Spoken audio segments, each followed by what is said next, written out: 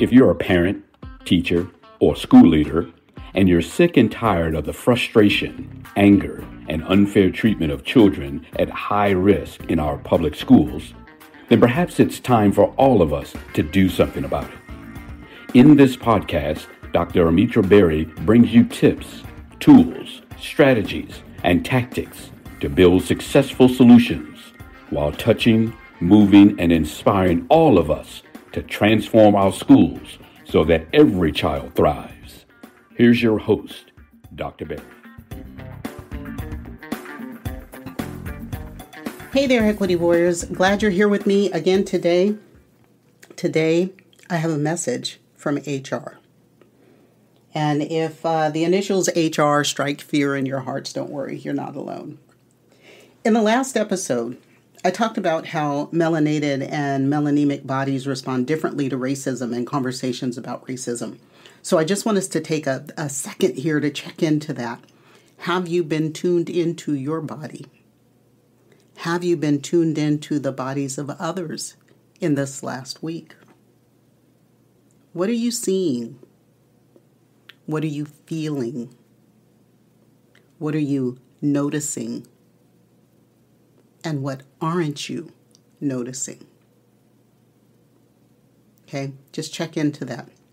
Anyhow, so a few weeks ago, I got an email from an HR director who was in a session of mine, and I talked about that session. This was evidently, there was a lot going on in there because I got a lot of emails about that one particular session.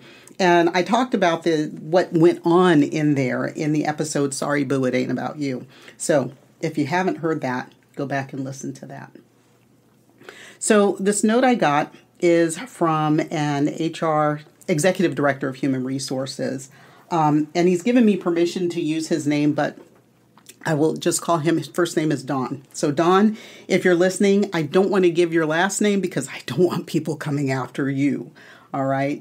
But I appreciate very much the words that Don wrote. And he shared that he is a white man and his words, proud father of 2 biracial daughters. And that puts him in a very special situation when you're in a session where someone's attempting, a white person, a Karen, actually much worse than a Karen, let's just call it what it is, a racist, is trying to hijack the message.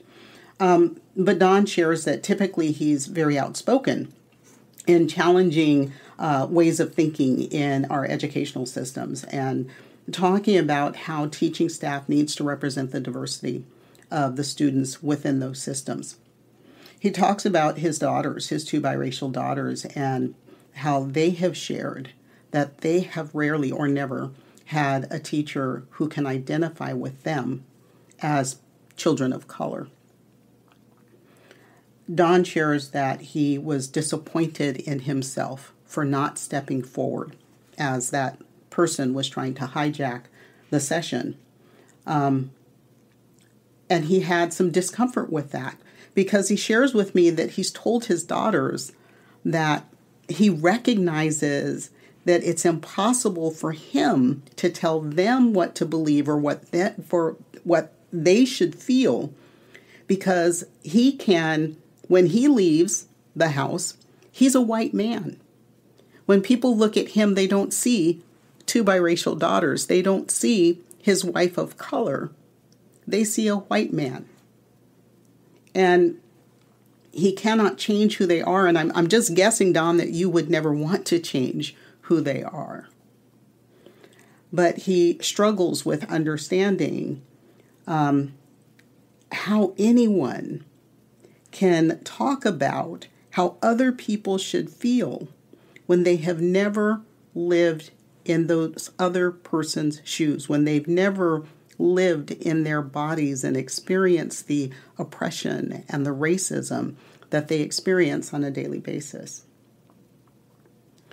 And he shares, that he was in that session because his challenge as an HR director is to do as much as he can to ensure that hiring practices work to reflect the diversity of students that are in a school. So thank you, Don, for sharing. And I'll keep this message very brief. Thinking about who each of you are as individuals, I'll ask if you desire to be the oppressor or the ally. Oppressor or ally, you choose. Don spoke up. At this point, recognizing things needed to be different. He should have said something at the time. But in that journey to becoming a true ally, there will be times when you're not sure, do I stand up now? Oppressor or ally, you choose. To be silent and complicit is to be an oppressor who fosters racism. To be an ally, to be an anti-racist, means that you put your body on the line along with those other equity warriors and melanated people who live with racism and oppression as a matter of fact, not a matter of choice. In that setting, and perhaps others that you all can think of, to be oppressor or to be ally, which do you choose? What have you chosen in the past?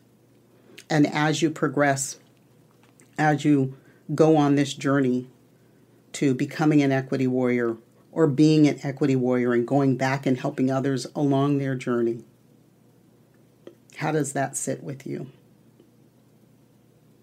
Oppressor or ally, you choose. If you're an oppressor, you minimize the impact of diversity, equity, inclusion, and anti-racism in your professional learning. You minimize it in your day-to-day interactions with people and your day-to-day work. But to be an ally, you stand up and you call out systemic racism when it happens. You call out racist thinking when it happens. And if you're an ally in a white body, you have a special opportunity, a superpower, to call that out to other white bodies because they will listen to you very differently than they will listen to someone in a melanated body. Oppressor or ally, you choose. And then join me every week. Send me your questions, topics, and requests to AskDrBerry.com. I will answer those questions and bring you experts to help address those topics. As always, don't worry about the things you cannot change. Let's change the things you can no longer accept. I'll see you next time.